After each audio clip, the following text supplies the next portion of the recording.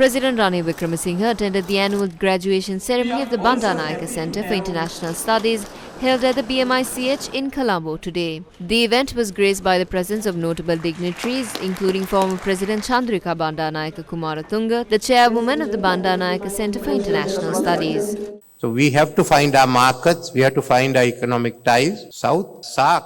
So we have to find our markets, we have to find our economic ties, South, SAARC. As a concept is dead. I mean, someone has forgotten to tell SAARC that it's dead, but the fact is, it's no longer function. What do we find? I think we have to move further down.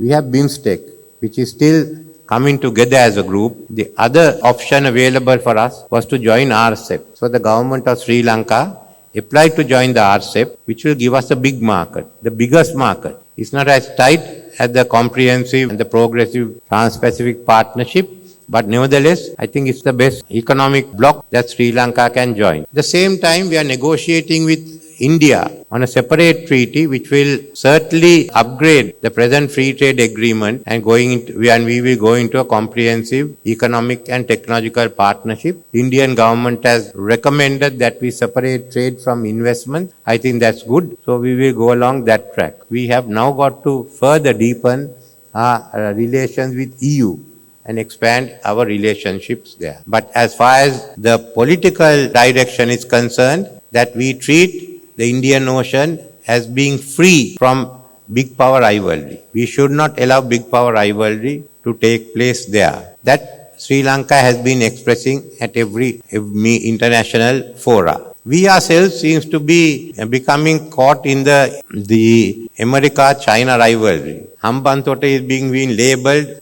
as a Chinese port, as the government at times are supposed to be helping China. So that's how it works. We all know what the actual situation is. But that rivalry is also not good for our region. It's a rivalry we can do without. Far as we are concerned, we don't look at US as one option and China as another option. We take on the ASEAN outlook on the Indo-Pacific. The Chinese government prefers to stay on to the Asia-Pacific concept. We have no problem with it. The president also expressed views regarding the ongoing Israel-Gaza conflict. The Israeli aim is to destroy the Hamas leadership. Let's say they destroy the Hamas leadership that's now in Gaza. That's not the end of it. You will get the next generation of Hamas. Half the Arab world is with the Hamas. And that will be worse than this. And what impact it will have in our part of the world, we don't know. It's a serious issue. You can't destroy the Hamas. You can destroy this leadership. You can destroy everyone who was in the Hamas, not only the fighters, but even the members. But still the next generation of Hamas has already been born. Basically, what is happening? The whole Gaza war is brought into your living room by Al Jazeera. And you just should know best, because the Tet war in Vietnam, the Tet campaign was brought into the American living rooms by the American TV and the whole attitude of America to the war changed. And that is what is happening. So this is what we have to look out, and we have to ensure there's ceasefire, and we can ensure